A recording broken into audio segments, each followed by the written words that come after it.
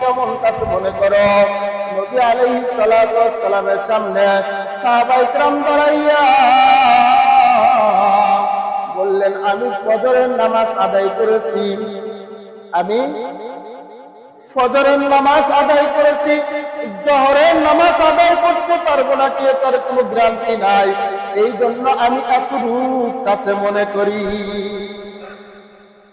ফজর আদায় করেছি, জোহর আদায় করতে পারবো না কি এটার কোনো গ্যারান্টি নাই, এতটা আমি কাছে মনে করি।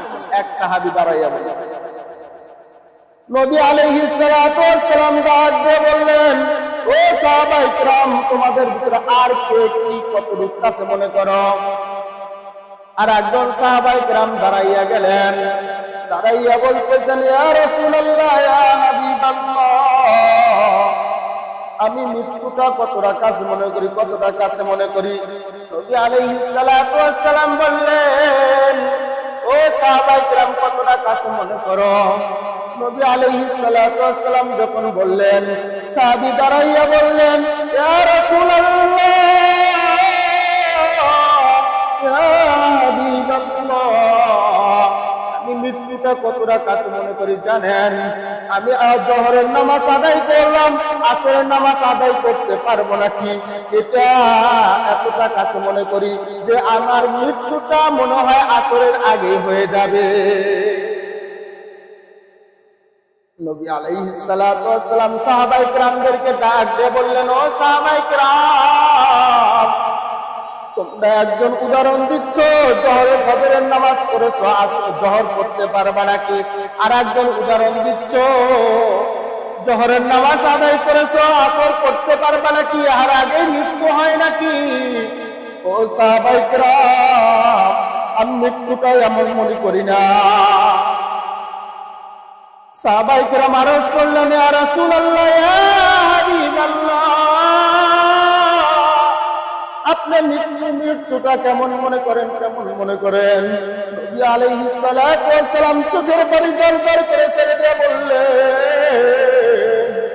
ও সাহাবায়ে কেরাম, আমি মৃত্যুটা কতটা কাছে মনে করি জানো? জানো জানো আমি ডান দিকে সালাম ফিরাইছি, বাম দিকে সালাম ফিরাইতে পারবে নাকি এটার কোনো গ্যারান্টি নাই। বলে সুবহানাল্লাহ। আমি ডান দিকে সালাম ফিরাইছি, ও সাহাবায়ে কেরাম, বাম দিকে আমি ঘুরাইতে পারবো নাকি এটার কোনো গ্যারান্টি নাই। আমি তার চেয়েও মৃত্যুটা অতি কাছে মনে করি। তাহলে ও মুসলমান, আমাদের মৃত্যুটা কত কাছে, কত কাছে একটু ভাবেন, একটু চিন্তা করেন। কিন্তু এই মৃত্যুটার থেকে আমরা কেউ রেহাই পাবো না। ম্যান ইজ মর্টাল, মানুষ মরণশীল। প্রত্যেকটা প্রাণীর মৃত্যু আছে। কুল্লু নাফসিন যায়িকাতুল মাউত। প্রত্যেকটা প্রাণীর মৃত্যুর স্বাদ গ্রহণ করতে হবে। কিন্তু আপনি আমি মরণের পরে কি নিয়ে ওই কবরে যাব? যদি আমার আপনার আমল ভালো না থাকে, আমার আপনার সাথে বন্ধুত্বর ভালো মিল না থাকে, বন্ধু আমাকে দেখতে পারে না, অনুরূপভাবে আল্লাহ পাক রব্বুল আলামিন আপনাকে আমাকে এই জমিনের ভিতরে বিচরণের জন্য প্রেরণ করেছেন। ওমা খালাকতুল জিন্না ওয়াল ইনসা ইল্লা লিয়াবুদুন। আল্লাহু আকবার।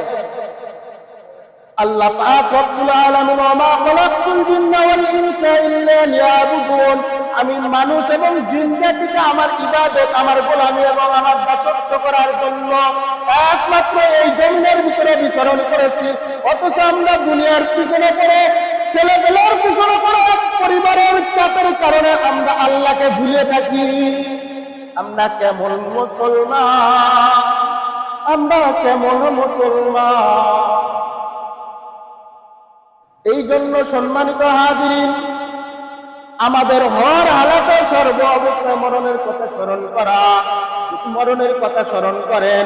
আজকে বউ চলফলের জন্য, পরিবারের জন্য, সমাজের জন্য অর্থগুলির পিছনে পড়ে আপনি নিজের আমলটা বরবাদ করে দিচ্ছেন।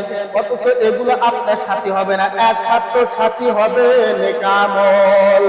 এই জন্য কবি বলেন, আগার কাহি কেদার জান্নাত রসিদি, अगर खाही किधर जन्नत रसीदी, কুই। যদি তুমি জান্নাতে যেতে চাও, জান্নাতের সুঘ্রাণ পেতে চাও, তাহলে দুনিয়ার বুকেই তুমি নেক কাজ করে না। কি কাজ করতে হবে বাবা? আরো জোরে বলেন, না ভয় পেতেছেন? দুনিয়ার বুকে আপনার আমার জন্য নেক কাজ করতে হবে, নেক আমল করতে হবে, যে আমল আপনার আমার জন্য আখিরাতের রাস্তাটাকে সহজ করে জান্নাতময় বানায় দিবে। বলেন সুবহানাল্লাহ। এই জন্য আপনার আমার আমলের সাথে বন্ধুত্ব করতে হবে। দুনিয়াবি ঝামেলা, দুনিয়াবি পেরেশানির সাথে আপনার বন্ধুত্ব হইলে আখিরাত নষ্ট, আখিরাত নষ্ট। এই জন্য বলছি, একটি আমলই নূর, জান্নাতি নূর, একটি আমলই জান্নাত। এক আমলই জান্নাতের নূর পাওয়া যাবে, একটি আমলই জান্নাত পাওয়া যাবে। কিন্তু আমরা সারা দিন দৌড়াদৌড়ি পাইরা নামাজের মুসাল্লা দাঁড়াইছি, আল্লাহু আকবার। আমি কয় রাকাত যাইতেছে এটাও খেয়াল করি না, ইমাম সাহেব কি করতেছে তাও জানি না, আমি নিজে কি করতেছি তাও জানি না। অথচ বাড়িতে গরু ছুটে গেছে এটার খবর ঠিকই রাখতেছি। দোকানে কয় টাকা বিক্রি করলাম, কয় টাকা লস হলো, কয় টাকা লাভ হলো, এটার হিসাব আমরা নামাজের ভিতর করি। তাহলে এমন আমল আপনার আমার যদি হয়, তাহলে এই আমল দ্বারা কি নাজাত পাওয়া সম্ভব?